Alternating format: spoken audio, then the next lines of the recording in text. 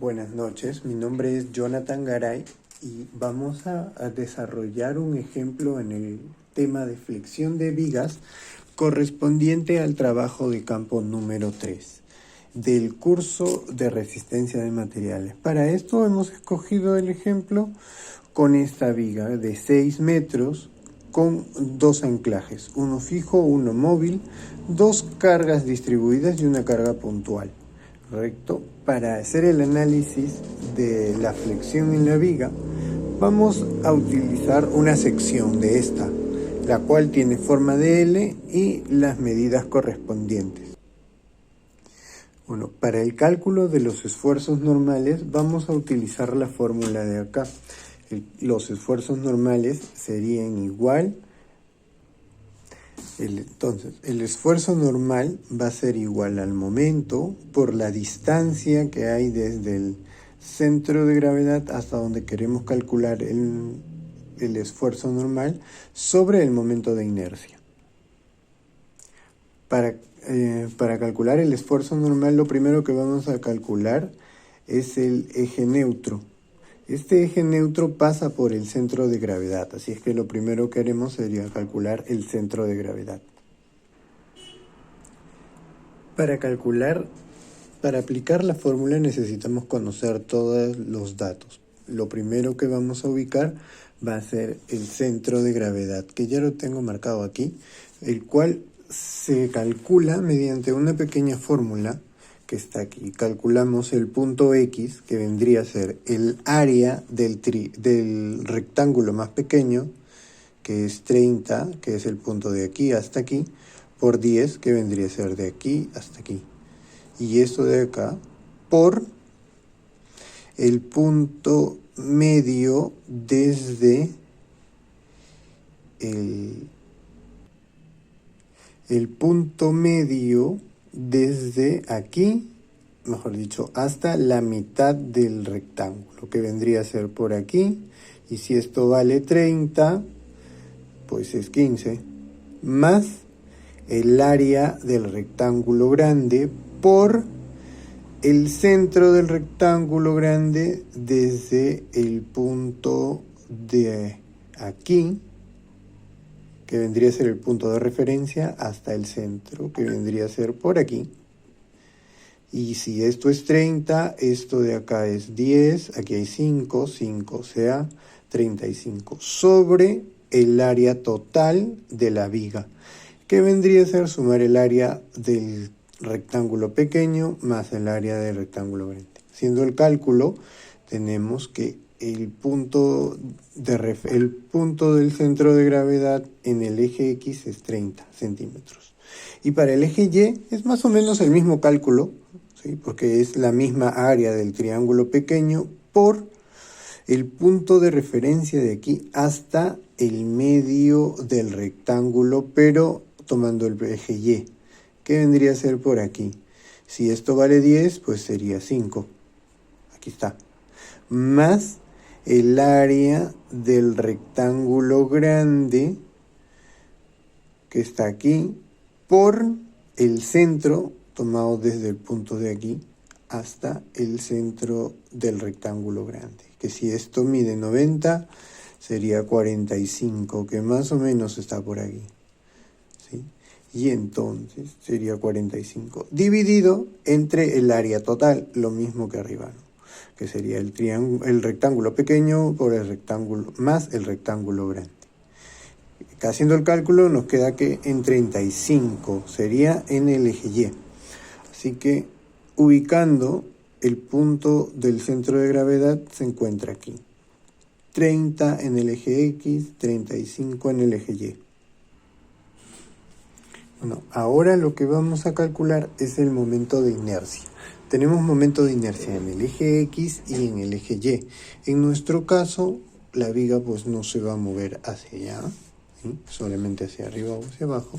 Así es que vamos a utilizar el momento de referencia en el eje X, el cual está dado aquí, que sería el rectángulo pequeño, base, por la altura al cubo sobre 12 más el área por la distancia que hay desde el punto, el centro de gravedad, hasta el centro de el eje del rectángulo más pequeño, que vendría a estar por aquí, ¿no? Que vendría a ser aquí, tiene el valor de 5 y esto es 35, serían 35 menos 5, lo elevamos al cuadrado, más el momento de inercia en cuanto al triángulo más grande, al rectángulo más grande, disculpe, que sería la base 10 por la altura 90 elevado al cubo sobre 12,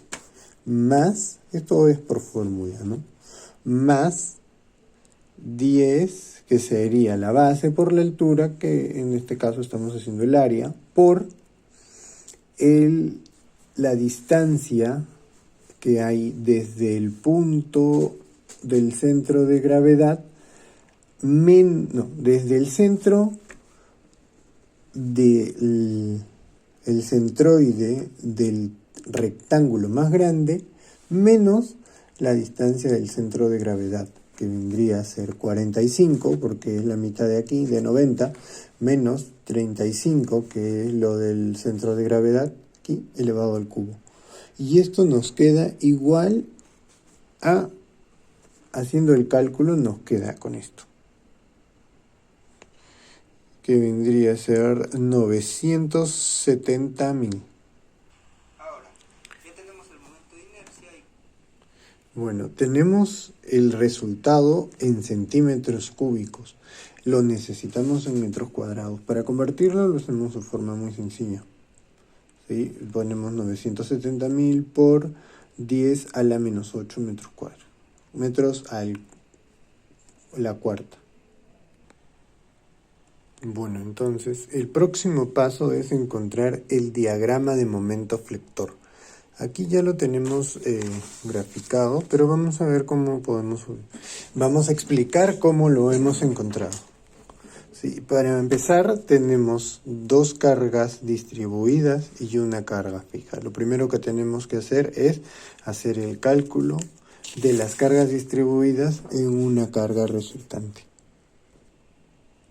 Ya, las cargas distribuidas, para transformarlas o representarlas como cargas puntuales, al ser cargas rectangulares, va a ser fáciles de ubicar.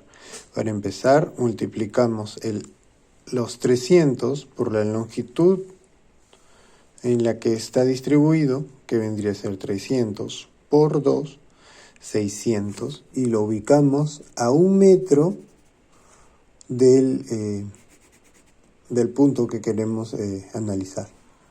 Ahora, el segundo tiene 500 distribuidos en 2 metros igual, ¿sí? Y serían 1000, también ubicados a 1 metro, pues es el medio de donde está distribuida la carga. Bueno, ya tenemos las dos cargas puntuales que representan nuestras cargas distribuidas, la carga puntual que ya nos dan por dato. Ahora, para hacer el análisis, vamos a hallar la reacción en B y la reacción en D. Vamos a utilizar la sumatoria de momentos en B, tiene que ser igual a 0. Usando el punto B, multiplicamos la fuerza de 600 por la distancia, que es 1 metro. Luego le sumamos 1000, en este caso negativos, porque va a girar hacia este lado, ¿sí? Y por la distancia, que es 1 metro, lo tenemos aquí, carga puntual, que sería 600, 900 por negativo también, porque gira hacia allá, por la distancia, que serían 3 por 3, más la reacción en D, que sería por 4, que sería la distancia total. Haciendo el cálculo nos sale que la reacción en D es igual a 775 kilogramos. ¿Sí? Y luego, ahora continuamos para calcular la reacción en B, que es la que nos falta. Vamos a utilizar la regla que la sumatoria de fuerzas en Y tiene que ser igual a 0. Así es que las fuerzas que están actuando son 600 la reacción en B, 1000 negativo, 900 negativo, más la reacción en D, tiene que ser igual a 0.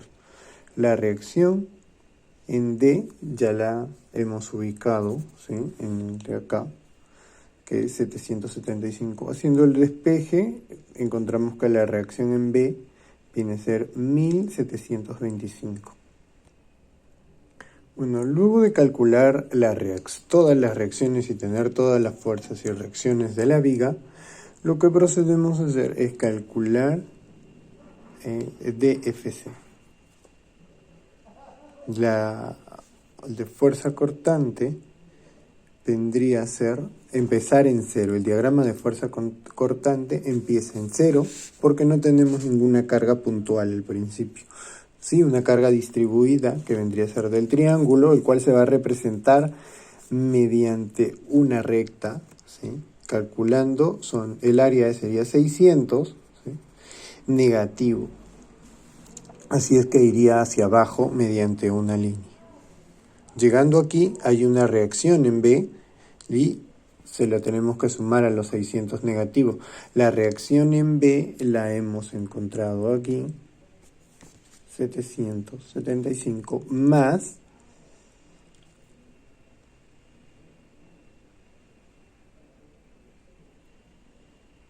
la reacción en B, disculpen, es esta, ¿sí?, y más los 600 negativos, se quedaría en 1725. Luego lo subimos para aquí y de aquí hasta la próxima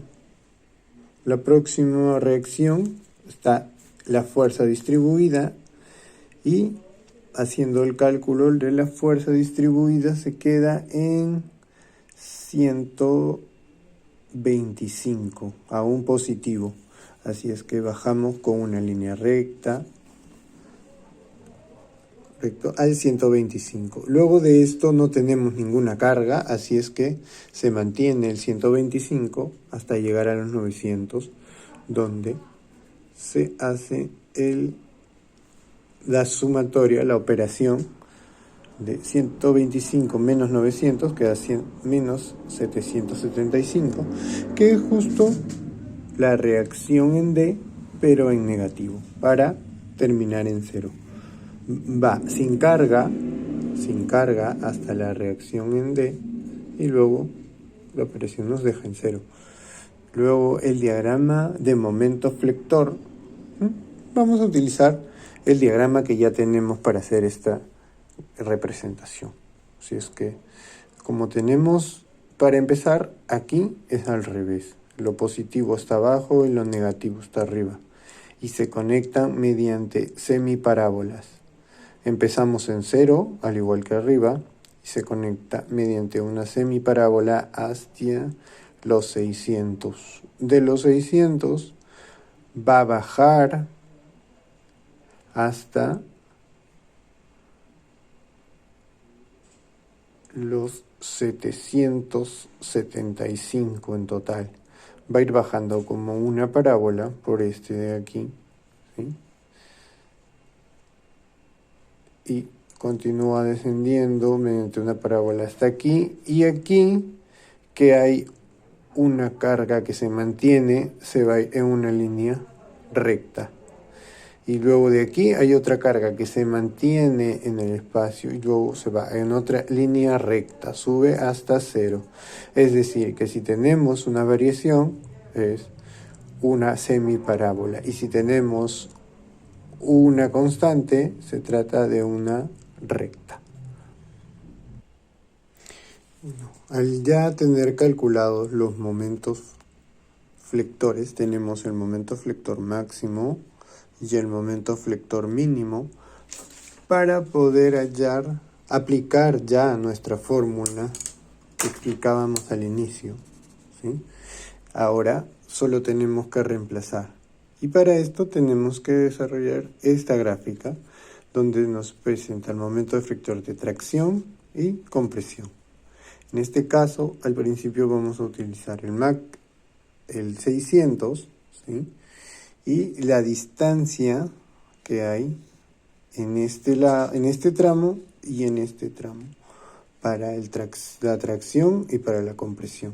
Haciendo el reemplazo de la fórmula, serían 600, la distancia que hay desde el centro de gravedad hasta el punto que vamos a analizar son 55, entre el momento de inercia. Luego, el momento de inercia, que vendría a ser la fuerza. Luego, haciendo el cálculo, tenemos que el momento de tracción en este caso sería el presente acá y el momento de compresión aquí. Para la siguiente gráfica, lo único que vamos a hacer es ponerlo a la inversa, digámoslo en palabras simples. Y utilizamos el mínimo, que es 775 kilogramos.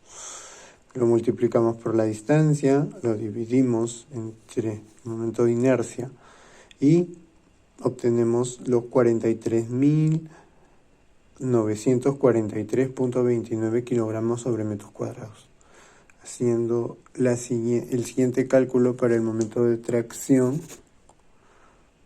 tenemos el siguiente resultado, que es 27.963.92 kilogramos sobre metro cuadrado. Me gusta, además compártelo con tus amigos y te invito a suscribirte a mi canal.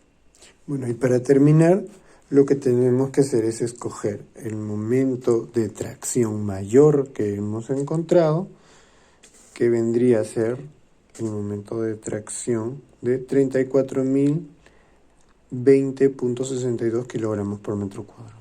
Y en cuanto a la compresión, vendría a ser cuando es 775.000 el momento.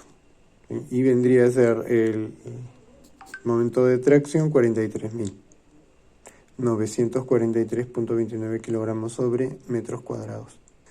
Y con esto llegamos al final de la solución de nuestro ejemplo para la flexión de vigas, explicando la gráfica de el diagrama de fuerza cortante y diagrama del momento flector.